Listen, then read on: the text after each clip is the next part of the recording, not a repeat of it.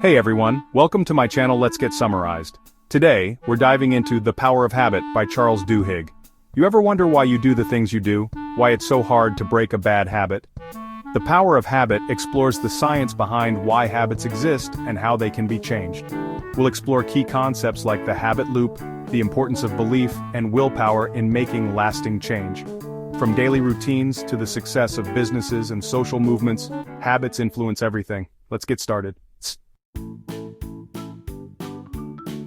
So, let's start with the basics. What exactly is a habit?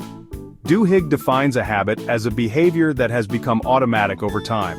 It's something we do without even thinking about it, like brushing our teeth or checking our phones first thing in the morning. Duhigg introduces the concept of the habit loop, which consists of three parts: the cue, the routine, and the reward. The cue is the trigger that sets off the habit, like the time of day, a specific location, or an emotional state. The routine is the actual behavior itself, whether it's biting your nails, scrolling through social media, or going for a run. And finally, the reward is the positive outcome or feeling we get from performing the routine, which reinforces the habit and makes us want to repeat it in the future. Our brains are wired to automate repetitive behaviors to conserve energy. This is great for things like walking and talking, but it can be problematic when it comes to unhealthy habits that we want to change. By identifying the cue, routine, and reward of a specific habit, we can start to interrupt the automatic cycle and create new, healthier patterns of behavior.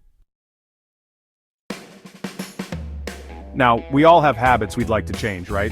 But here's the thing. Trying to eliminate a habit altogether is incredibly difficult. Our brains are wired to crave the reward associated with that habit, even if it's something we consciously know is bad for us. So, what's the solution? Duhigg introduces us to the golden rule of habit change, which states that you can't truly eliminate a habit, but you can change it. The key is to keep the cue and the reward the same while changing the routine. Let's say you have a habit of snacking on junk food every afternoon when you hit that 3 p.m. slump. Instead of reaching for the junk food, you could opt for a healthier snack like a piece of fruit and a handful of nuts. The cue and reward remain the same, you still get a break and a little energy boost, but the routine has been modified to be healthier. Over time, your brain will start to associate the new routine with the reward, and the old habit will weaken. Have you ever noticed how some habits seem to have a ripple effect, leading to positive changes in other areas of your life? These are what Duhigg calls Keystone Habits, and they have the power to transform your entire routine.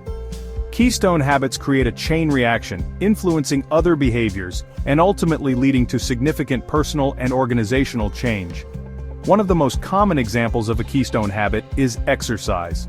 When people start exercising regularly, they often experience positive changes in other areas of their lives, such as diet, sleep, productivity, and even their overall outlook on life. When you successfully change one area of your life, it gives you the confidence and motivation to tackle other challenges. Identifying your own keystone habits can be incredibly powerful. It allows you to focus your energy on changing the habits that will have the biggest impact on your overall well-being. So, we've talked about the habit loop and the importance of rewards, but what is it about rewards that make habits so sticky? The answer, according to Duhigg, lies in the power of cravings. When we perform a habit and experience a reward, our brains release dopamine, a neurotransmitter associated with pleasure and motivation. Over time, our brains begin to crave the dopamine rush associated with the habit, and we become more and more likely to repeat the behavior. This craving is what makes habits so difficult to break. It's not just about the behavior itself, it's about the anticipation and the feeling we get from the reward. Understanding the role of cravings is essential for breaking bad habits. Changing our habits isn't just about understanding the science, it also requires a belief in our ability to change. Duhigg emphasizes the importance of belief in successful habit transformation. He argues that without belief, even the best-laid plans for change are likely to fail. Think about it. If you don't believe you're capable of quitting smoking, sticking to a workout routine, or breaking free from procrastination, then you're far less likely to put in the effort required to make those changes happen. Belief acts as a catalyst, fueling our motivation and giving us the resilience to overcome obstacles. Duhigg points to the example of Alcoholics Anonymous, where belief plays a central role in recovery. AA members often credit the program's emphasis on a higher power and the support of the group with giving them the strength to overcome their addiction. This belief can come from different sources. It might come from within, from the support of friends, family, or a community of people who have successfully made similar changes. When it comes to habit change, it's easy to get overwhelmed by the thought of making big, sweeping changes all at once. But here's the thing: lasting change rarely happens overnight. Duhigg emphasizes the importance of small wins, those seemingly insignificant victories that, over time, can lead to significant transformations. The idea is to break down large goals into smaller, more manageable steps. Instead of trying to change everything at once, focus on making one small change at a time. Let's say you want to start eating healthier. Instead of overhauling your entire diet overnight, start by making one small change, like swapping out sugary drinks for water. These small wins create a sense of momentum and progress, which can be incredibly motivating. We often think of willpower as this innate quality that some people have and others don't. But Duhigg challenges this notion, arguing that willpower is not a fixed trait but rather a muscle that can be strengthened with practice. Just like any muscle in your body, your willpower muscle can become fatigued with overuse. The good news is that, like any muscle, willpower can be strengthened through regular exercise. By consciously putting yourself in situations that require willpower, you can train your brain to resist impulses and make better choices. One way to strengthen your willpower muscle is to practice mindfulness meditation. We are social creatures, and our social networks play a powerful role in shaping our habits. Duhigg highlights the importance of social influence in reinforcing both positive and negative behaviors. We are more likely to adopt habits that are prevalent in our social groups, whether it's exercising regularly, eating healthy, or engaging in unhealthy behaviors. Think about it. If you're surrounded by people who prioritize fitness, you're more likely to make exercise a regular part of your routine. On the other hand, if your social circle revolves around unhealthy habits, it's going to be much harder to break free from those patterns.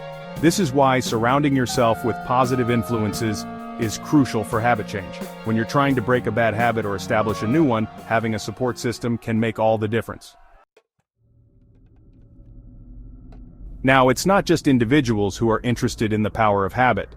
Businesses have long understood the influence of habits on consumer behavior, and they invest heavily in marketing strategies designed to create and exploit our habits. One of the key takeaways from this chapter is that companies are really good at identifying the cues and rewards that drive our buying habits. Think about the way products are packaged, the placement of items in stores, and the jingles used in advertising. These are all carefully calculated strategies designed to trigger our habits and influence our purchasing decisions. Duhigg uses the example of Febreze, the air freshener, to illustrate this point.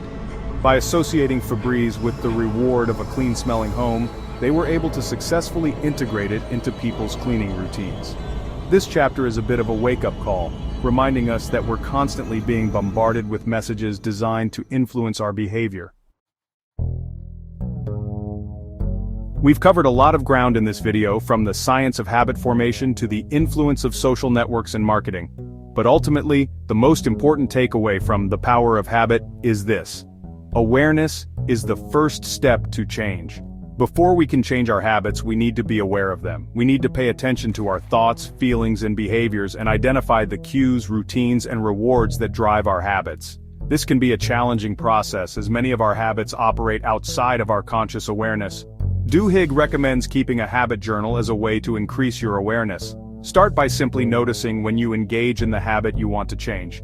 Once you have a better understanding of your habits, you can start to implement the strategies we've discussed throughout this video. Habit change is not easy, but it is possible. Thanks for sticking with me through this deep dive into the power of habit.